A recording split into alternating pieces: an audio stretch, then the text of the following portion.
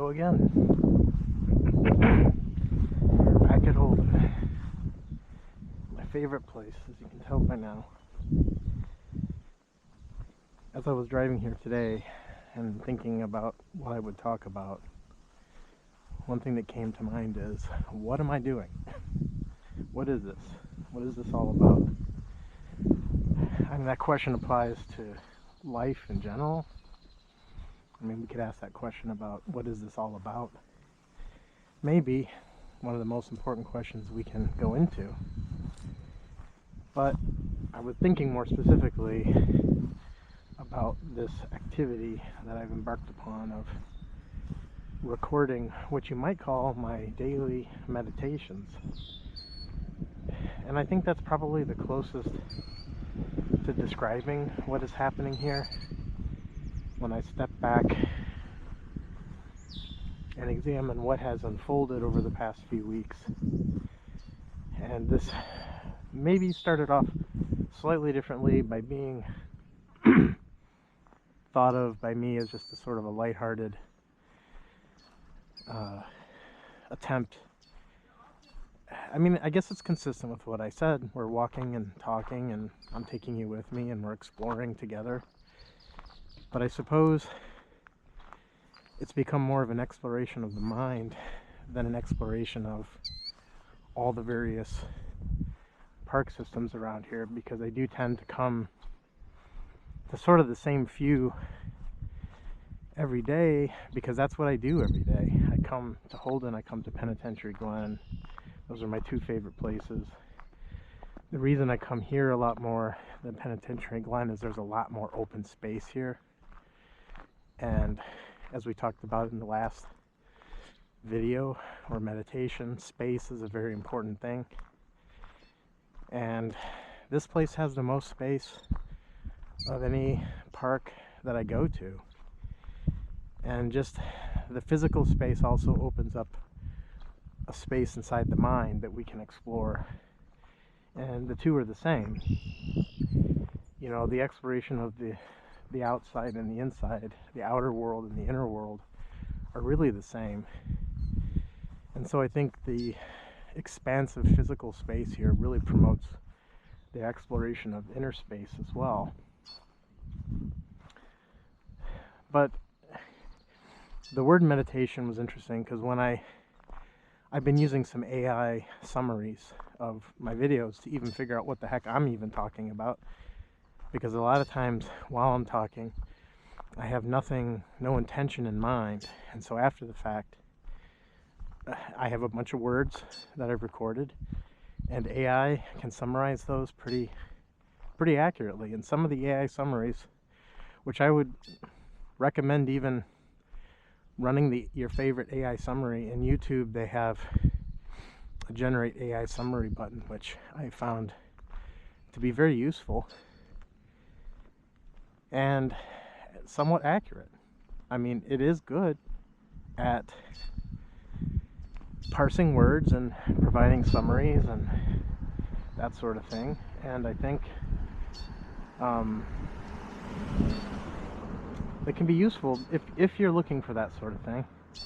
What I find it useful for is, you know, it offers like a brief summary of what I talked about, then it goes into like topics, and it does a pretty good job of, I think, subdividing the topics we talk about. But it's really important to keep in mind that none of this is with the purpose or intention of conveying knowledge or going over topics in any way that should be thought of as retaining knowledge. Forget everything. Every time I come out here, I forget everything that came before, and I start fresh. And I don't think about continuing from where I was last time. I don't think about, did I cover all the topics we need to cover?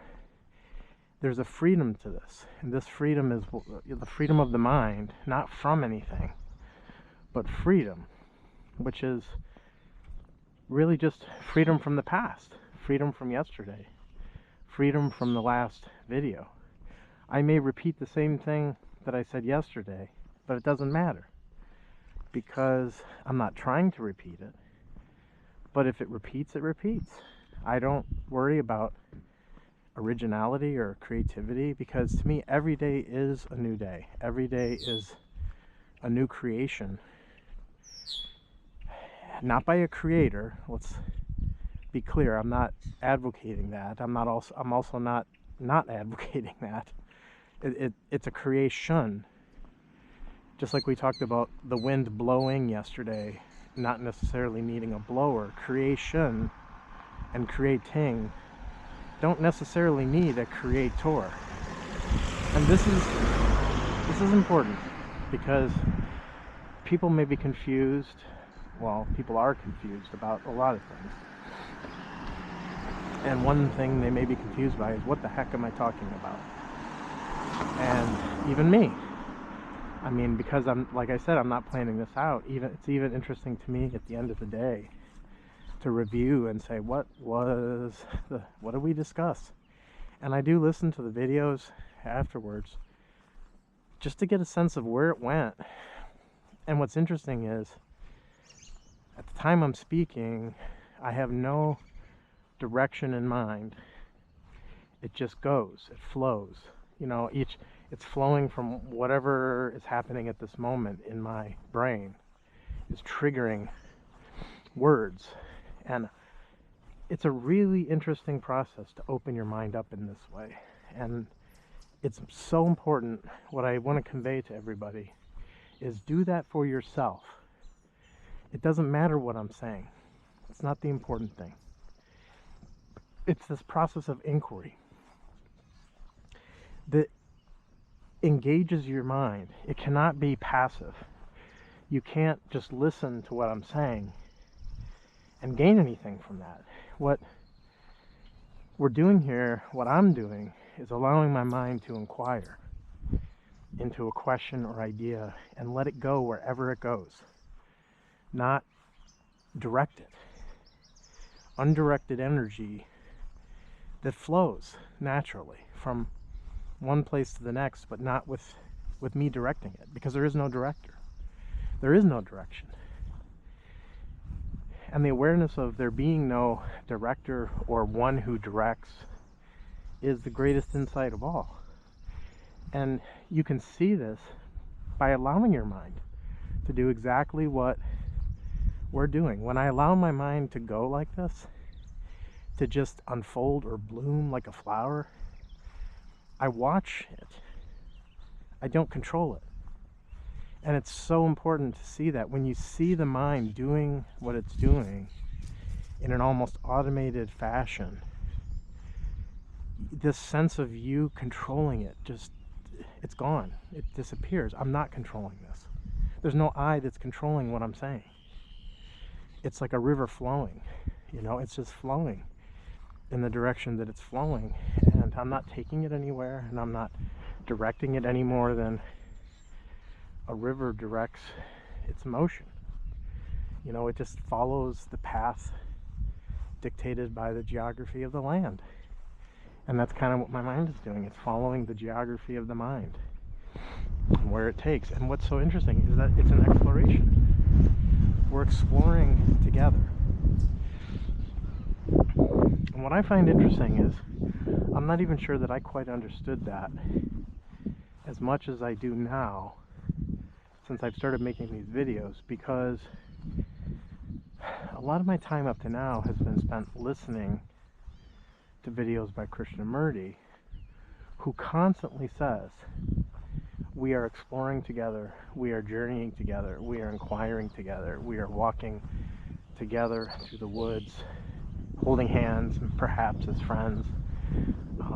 Friends don't debate or argue. They have a love for each other, that they're not out to win an argument. There's nothing here that's argumentative or expository. This is none of those things. It's inquiry. And really, maybe that's what we can talk about today, is what is inquiry? Because all of this is inquiry, what we've been doing. And hopefully we've been doing it, not me. My mind is inquiring. I'm allowing it to inquire. And it is like allowing a flower to bloom. You can't tell a flower what to do, right? You plant the flower, fertilize it, give it water, and it blooms into whatever the flower is going to be. Inquiry is like that. It's like the blooming of something. It's not directing. You're not telling it what to do at each step of the way. You're just sort of providing fertile ground and then planting a seed perhaps and letting the seed grow. And just like you don't know what a seed will grow into, someone may hand you a seed, you don't know what it is. You put it in the ground, you water it, fertilize it, let it bloom. And then to your amazement, it may become a tulip. Maybe it becomes a tomato plant. And that, you can't make the tomato plant be a tulip. No matter how much you direct it or tell it to do something different, it's going to bloom in the way that nature intends it to be. And the mind is like that too. You can let it bloom. And it's so much more interesting that way. To not null the mind, not deaden the mind, which so much of meditation, what people call meditation, we'll put that in quotes, is silencing the mind, which is really just an act of control. You're trying to, get rid of those intrusive thoughts, or get rid of the thoughts that are there, and that implies a controller who's a silencer, who's trying to silence the mind. Why? You can't do that. And we talked about this before. All you're doing is empowering one tiny little cluster of thoughts that thinks it's the silencer. You're empowering that tiny part of your brain to silence the rest of the brain. Why do that? When you have the whole brain that can be active and alert and aware, and not turn off the brain, turn on the brain. And it's almost, everyone's got it in reverse. Silencing the mind can be taken literally, or it can be taken in figuratively, I guess, so to speak. In a sense, to silence the mind is not to silence the entire mind, but to silence that part of the mind that wants to control. That's the part that limits the mind, that limits thinking, that limits the power of the mind, which is much more than this limited center would allow you to believe. That little part that wants to control everything is so small, and the universe and the mind is so big. Don't give that small part of your mind the power to limit what is happening. Let what wants to happen. Let the full brain be active and alert and aware of everything. Not silencing it, not deadening the mind. You can take drugs that deaden the mind, put you to sleep or in a trance or whatever you want to call it. And that has become what people refer to as meditation now. And I would argue, I guess a tiny little bit of argument, and Krishnamurti would say the same thing, is that is not meditation. That is not true meditation. That may seem like a arrogant statement. Well, who are you to say what true meditation is? Well, call it whatever you want. You don't have to call it true meditation. Call it this meditation is not of that type of silencing. It is of awakening, energizing the entire mind. All your senses being alert and active and aware. And not letting any one part of the mind control another part of the mind. And this also means with this awareness is a sensitivity that must use all the senses, because one sense could also limit the mind. If I focus on what I see, then I'm missing what I could hear, taste, smell, touch, or even think, the other senses. So the alertness and the sensitivity has to involve all parts of the brain and of the mind at once, not through an attempt to do that.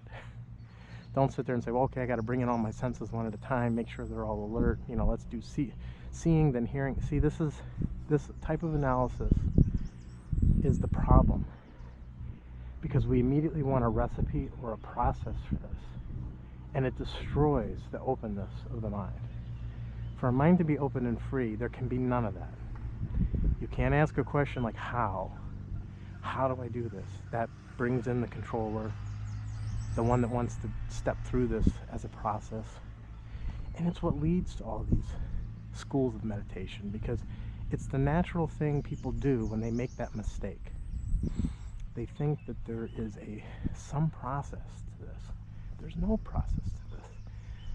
The process is simply stepping outside and being aware of what is outside and what is inside. There's no process to that.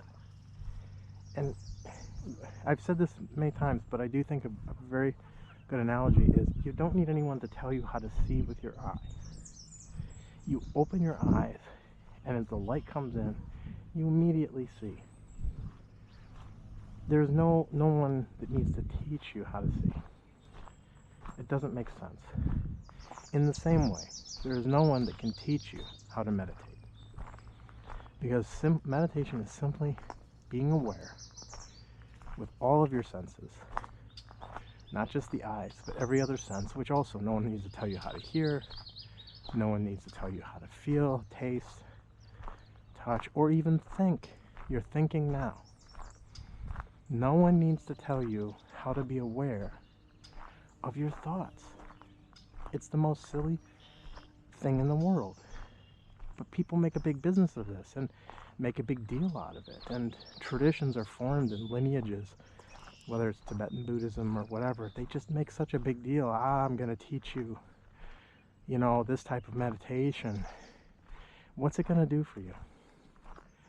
It's like saying I'm going to teach you how to see with your eyes. I don't see how anybody could teach me how to see when I simply open the eye and I see. And this is why there is no process to this. Open your mind and you will see. You don't need anyone to tell you what to do. It's so simple that people don't understand it. It's why it gets complicated. But it's the truth. Use the eye as the example. Use the ear. You can hear. I don't have to tell you how to hear. I don't tell you how to see. I don't have to tell you how to meditate. It's just there. When you open your eyes and see, it is what is there. And there's no more to say about it. So we're not going to talk about any method or process. And inquiry requires this fresh, open, sensitive mind. So it can't have direction. You can't inquire into a question with a purpose, with an intention, because now you're limiting it. You're directing the mind in that direction. You don't want to give it any direction. Let it move on its own without direction and see what happens. So that's inquiry. Inquiry is being sensitive. You have to be sensitive. You have to be free of all past conditioning. You can't let the past, and can't, when I say can't, I'm not saying be a controller and prevent this from happening. I'm saying be aware of the harm of allowing the past to come in. Be aware of the harm of directing thought. And all you need is that awareness of the problems of doing these things, not take any action to prevent these things from happening. The awareness itself is the action. Be aware of the trouble of this thinking mind, of this analytical mind that is searching its knowledge banks for answers to questions. Just be aware of that. It's going to happen. Let it happen. Be aware of it happening, and there's no problem. Because that very awareness of that problem is, again, what needs to happen.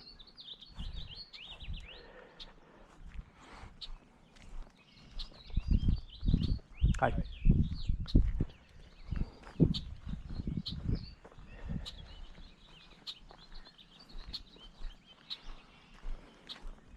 Hi.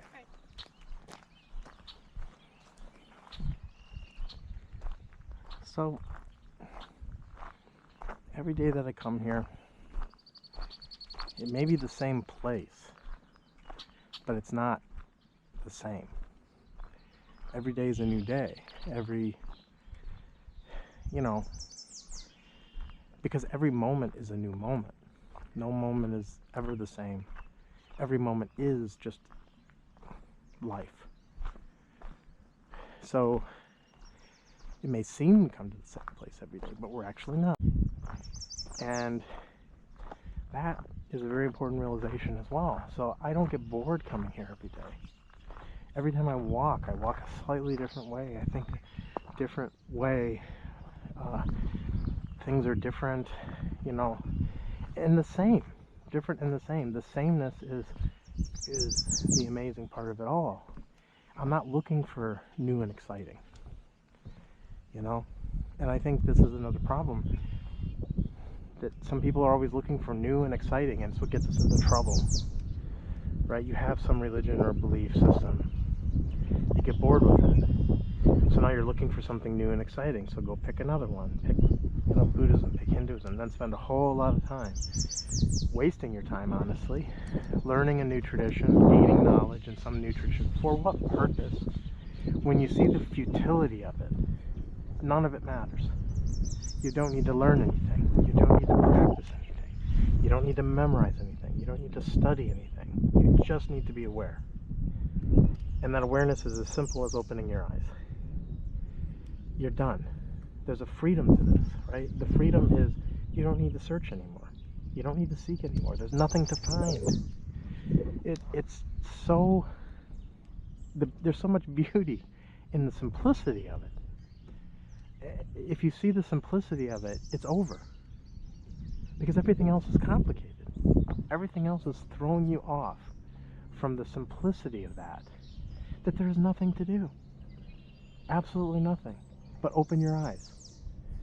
And in that second, not second, but in just that realization that there is nothing to do, everything unfolds.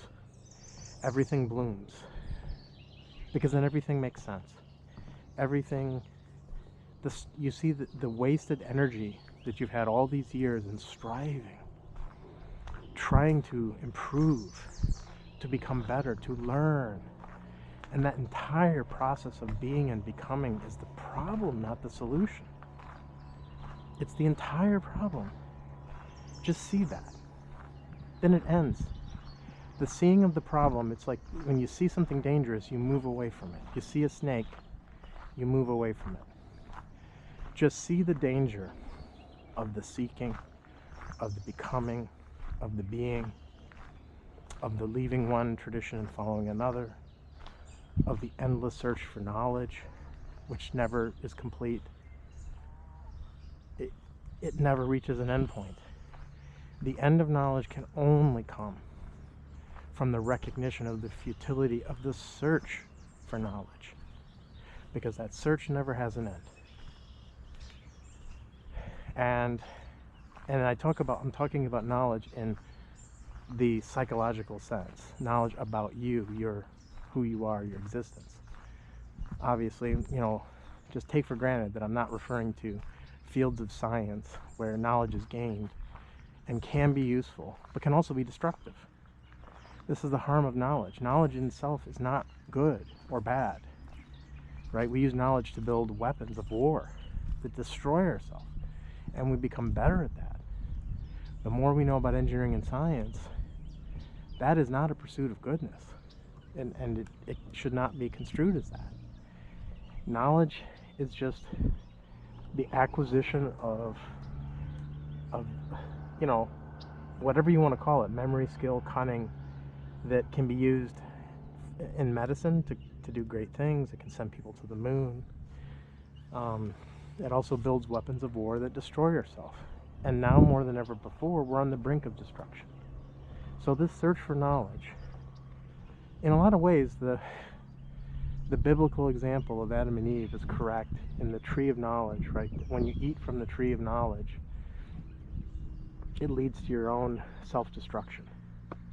If it is not knowledge without love, knowledge without love leads to self-destruction. Knowledge in and of itself is not an evil. Knowledge without love and compassion can be destructive. It's aimless. You know, it doesn't have an understanding of wholeness or goodness. And AI is a good example of this, in that AI is like pure knowledge, right? There's nothing tying it all together, nothing giving it purpose. It's not holistic. It is this partial and incomplete thing, but it depends on what it's been trained on. It can do amazing things, and AI can help us learn about our own mind in that way.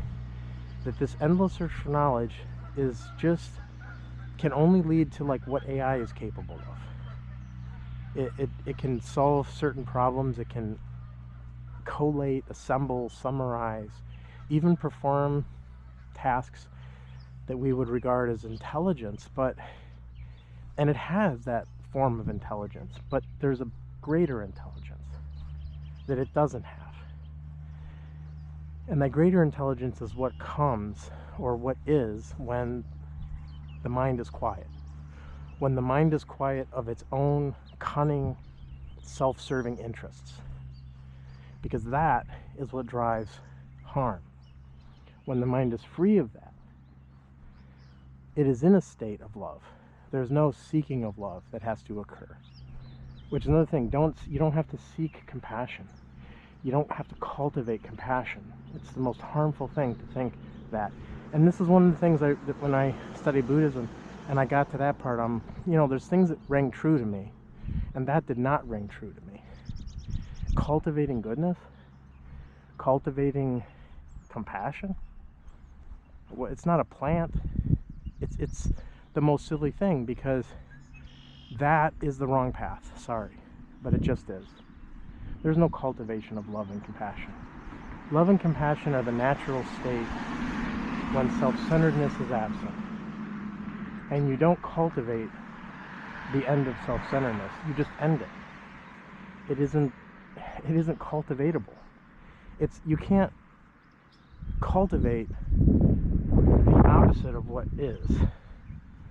So in the same way that if you are violent, you can't cultivate nonviolence. You can't say, well, I'm going to practice certain things that are nonviolent, because you're not understanding violence. So you don't end violence by cultivating its opposite. You don't end the self or self-centeredness by cultivating the opposite. You don't end selfishness by cultivating the opposite of selfishness. It just adds to the problem. Because cultivation implies thought, implies this process of the mind, of the intellect, of analysis, which is by its very nature the problem. You only strengthen the problem that way. The only way to really understand is to examine the nature and structure of thought that leads to these problems. That only happens through this process of inquiry with a free mind, an unconditioned mind, a mind that has no purpose, is in a state of learning, observation. And to learn through a pure state of observation is all there is.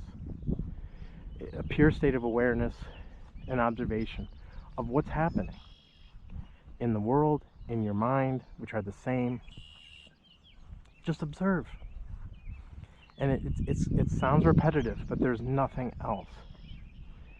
And there's no more to it than that. What's hard is you hear that and you say, yes, but there's got to be more. There must be more. There's the problem right there. You want more. You want someone to tell you what to do. You want to follow somebody. You may not be satisfied with who you're following now, but you think there's somebody out there that you can follow. You have to eliminate the notion entirely that there is anybody, any authority figure that can guide you. There is none. not a person, not an institution, nothing. You are completely alone. And that is scary. But it is the most empowering thing, because you have yourself. You have the power of observation. And there's nothing else you need. Use it. Use the power of awareness, of observation, that is right there with you now. It doesn't require anything other than you just paying attention to what's happening. So, in inquiry, that state of mind, if we want to call it that, which it's very difficult to describe what I'm describing in that way, but let's just call it a state of mind, a free state of mind. With a free mind, one must inquire. Any other kind of mind in any conditioned state, directed state, with a motive, with a desire to achieve something, to gain something, even enlightenment is a desire to gain something. Eliminate none of that. It has to end. Not by creating its opposite. Observe the harm in it, and it ends naturally. It dissolves. And then the free mind can inquire into what is real and true through direct observation. No interpretation, no identifying with what is in the past. It is just a pure state of observation and awareness of the present moment, and not projecting anything into the future, not wanting anything to be different or change. That's all there is. I can use as many words as this mind can generate, and it does not convey the truth, and never will, because these words are imperfect and impartial, and it's not the intent to create any number of words here. Perhaps in just observing the process of freedom, of the inquiring free mind, something may trigger in you that you then yourself embark upon this journey of pure observation and discard everything anyone has told you, including me, including Jiddu Krishnamurti. And what's interesting here is I'm also discarding what I've learned through Krishnamurti. And this is why I say, since I've started this process of even just recording these meditations, I don't look at my phone while I'm doing this. I'm not distracted by anything. And when I let the mind do its thing, I'm also not recalling directly anything that I heard from Krishnamurti. I hear elements of it coming out. I recognize that through awareness. And I'm not afraid of saying something that when it reaches that point, the words come, and it is something that he has said, and it's led. There's no doubt that there's some memory working here, right? That the knowledge of that memory is there, but it's not coming from memory. It's coming from some other place, triggering that memory because of its similarity. But you have to see it directly, not recall it through memory. It doesn't mean anything to say, the observer is the observed. One of his most common phrases, right? To not really understand what that means. And there's no way to understand what that means through analysis. The only way to understand the meaning is through direct observing of the observed and the observer, and what we call the thinker, the thoughts. Observe thinking, observe the nature and structure of thought, not talk about it. Observe it. And one way to observe it is what we're doing right now. Let the mind do its thing. Let the brain do its thing. That's thinking. Observe that process while it's occurring. Don't control it. Observe thinking. Observe speaking. And there's an awareness of the process of walking, speaking, thinking that's going on right now. That's the important thing. The awareness of it, not the words themselves. And so I feel there's an energy that's there when the mind is in this state of inquiry that is not there even when I'm listening to what Krishnamurti is saying. And as much as I admire him, and as much as he speaks endlessly, right? I mean, he's recorded his talks. You can find endless dialogues of his on YouTube. And I've listened to many, many of them. I mean, hundreds, if not thousands of hours of what he said. So a lot of it's there in my memory banks. There's no doubt that, the brain is physically altered when a memory is recorded. It's recorded. It's not stopping it is not ending the recording. It is simply observing the recording.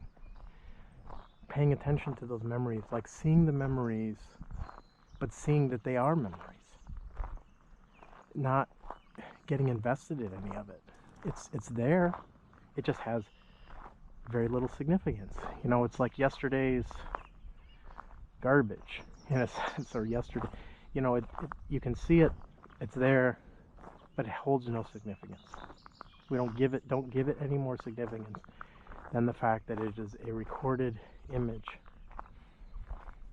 So it's there to be observed along with everything else, and the senses, the mind, being aware, of mind consciousness, which itself is the awareness of memories. That is also a sense, right? Our sense, we sense, this is what, Buddhism had this too, but don't need to worry about it. We have our physical senses that we often sight, smell, taste, touch, hearing, our physical senses. And then we have the mind sense, which is our awareness of the operation of thought. That's another sense. We sense memories. It's very interesting. You are aware of memories in the same way you may be aware of a sight or a sound or a touch. A memory is another form of awareness. It's an internal sense in that way. You're observing the record of a past event, a memory. So, okay, it's just another sense, it's another awareness. So be aware of that as you are of everything else, of all the other sense recordings. Be aware of that as well. And there's nothing more than that. Nothing required beyond that. So what are we doing? We are doing that. We are aware of all this. But you can't be listening to me not engaged in that awareness. You have to also be a participant in that sense. And this is even becoming more apparent to me as I record these videos and watch myself doing this, at what's actually happening. And rather than me explaining what's happening, I'm watching what's happening. I'm watching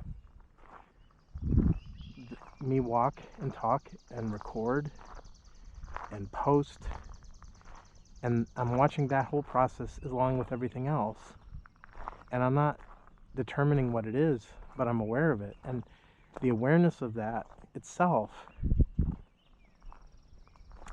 is, I'm seeing the energy in that, in inquiry, as an energy, something the brain does than just listening to another person talk about it. So I've listened to Krishnamurti talk about this for a long time. What does he constantly say? Are you just as engaged as me? Are you participating? Are you inquiring with me? And of course he says that, and you say, yeah, I am.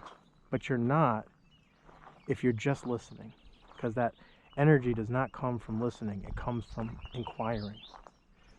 And I think one of his biggest frustrations was always that I don't know if I call it a frustration, but one of, he would often say, come on, you know, like just in the middle of his talks, or just, you know, like do it, like, you know. And it must have been because, you know, he wants to convey, but there is no way to convey through words what this is all about.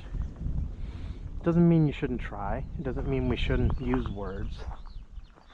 But it's just, there's something more there that just has to be seen, and there's no way to see it except through your own observation. So what are we doing here every single day? That, inquiring. It's the same, but it's different. I may walk the same trail. It's not the same train of thinking.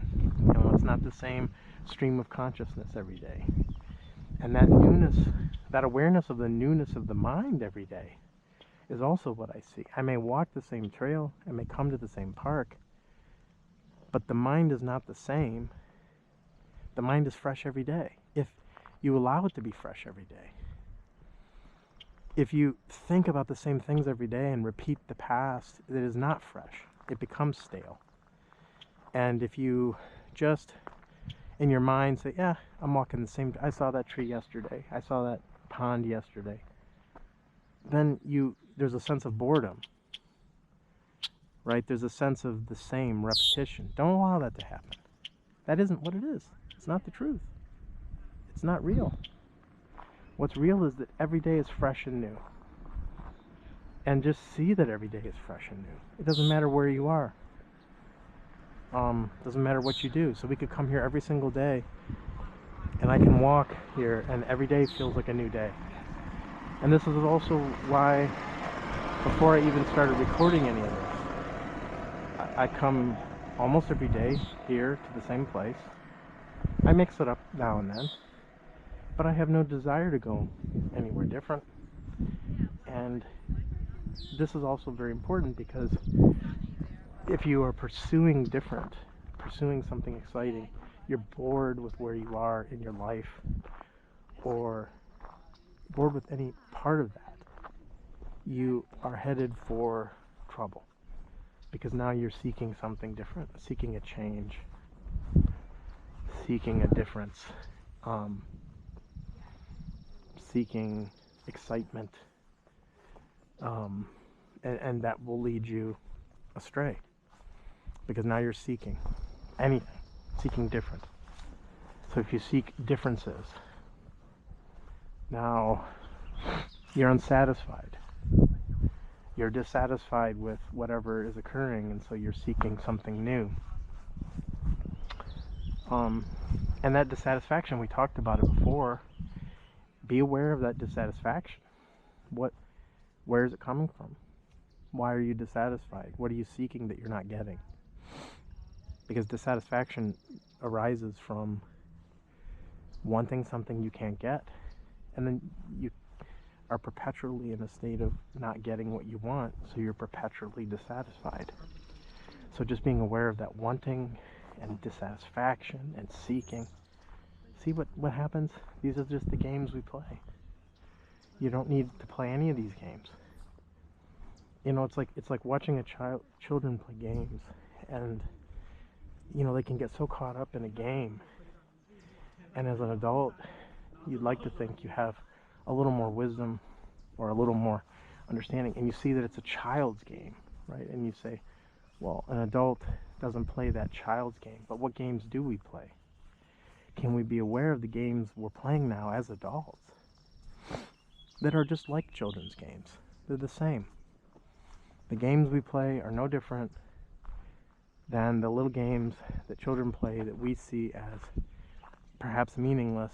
They're distracting. Children play games to occupy their mind, because they get bored if their mind is not occupied. And in the same way, we have games, we call them sports, we call it TV, movies, even reading books, whatever. Just name your favorite. Religion itself becomes perhaps our biggest game that we play, because without it, we don't know how to live. So we need someone to tell us how to live, give us the rules, and just by practicing that, whatever someone tells us, it distracts us from living. Because in living, we don't need anyone to tell us what to do. We don't need anyone to tell us what to think, or who to be, or how to live. It's just not required. But it is if you're scared, and it is if you're afraid to have a free mind and think on your own and not think, to be free from all that conditioning. But that freedom supersedes all of this. It just, once there is that freedom, there's no going back. There's no one's going to tell you again how to live. You're free from that completely. And then there's no, it just has the same significance as a child's game. You're done with it. You drop it and set it aside. You're not opposing it. You're not advocating it. You're doing neither. You see it and for what it is, and then it becomes, it's no longer significant in any way. Not even to muster the energy to oppose it. Which is the problem with things like atheism, right? Because atheism is also an energy against something. There's a very active, an atheist has a sense of what is true, but feels a desire to exert that to oppose what other people believe. There's no opposing of beliefs here. Beliefs are beliefs. People have them, people don't have them. No need to oppose it. No need to do anything either way. You simply let it go. You've let those beliefs go. If other people have not let those beliefs go, there's no reason to oppose that. You are in that situation too, with your own beliefs. So you can have compassion for those who have beliefs. You know why people have beliefs. You know it's driven by fear. You know it's driven by not understanding themselves, by an inability to free themselves from all this conditioning. And in that understanding, you have compassion, not anger, and not self-righteousness. None of those things that typically characterize someone who may call themselves an atheist. They feel very self-satisfied about the position they're taking. Right? That's not good. That's not good either. So that also is something. Drop that as well. Drop the opposition. Drop the energy of resistance. Right? Because it doesn't matter. It's not something you need to worry about. Either way. Freedom is freedom. It's not opposing something. It's not advocating something. When you are free of conditioning, you are also free of the energy of opposition, of contradiction, of argument. Doesn't matter, right? It becomes irrelevant, and that's the important thing to see in yourself as well. And you don't have any need or desire to convey that to anybody. And you could just, in that state, drift off into your own world, right? And say, I just don't want to be part of this world and I want to move away. The Buddha himself, they say when he achieved enlightenment, he could have just stayed there in that state of bliss, of freedom, of truth, of understanding, right? It's nothing magical to understand, just to have that understanding of everything. But, and they call, even in Buddhism, they call bodhisattvas those who have achieved enlightenment but have decided or just, they want to help others, right? Bodhisattvas are not, they may see the truth, but they also have compassion for the world and the disorder in the world, and for that reason they do not remove themselves from the world, and they can be a source of light or awareness, perhaps, to help others see the same thing. And I'm very hesitant with that language because it's not about teaching, it's not about any of that. Just their very presence, of when someone sees clearly, like if you had a group of blind people and one person sees clearly, That one person can help in some sense. The blind, they can't help them to see. Which is actually a pretty good analogy, right? Because you can't help the blind see. You may be able to help them from bumping into things. You may be able to help them understand blindness or understand, what is causing it. And maybe blindness isn't good because maybe it's just having your eyes closed. Because blindness is sort of an irreversible process, right? As opposed to just having your eyes closed, you can open your eyes at any moment in time and then see immediately. And so maybe there's, just that sense of open your eyes, but you can't tell anyone how to open their eyes. But you can perhaps describe what it's like to have eyes open. And I don't know. I don't understand this part of it. There's nothing you can do or say to cause anyone to open their eyes, but perhaps you can just describe what it is like to have eyes open and how amazing it is to see and all the colors and everything around and how amazing it is. And then, you don't want to create a desire in somebody, but it just that there isn't more to say about it. Just pay attention. That's all you can say. And so what is this all about? We started with this question.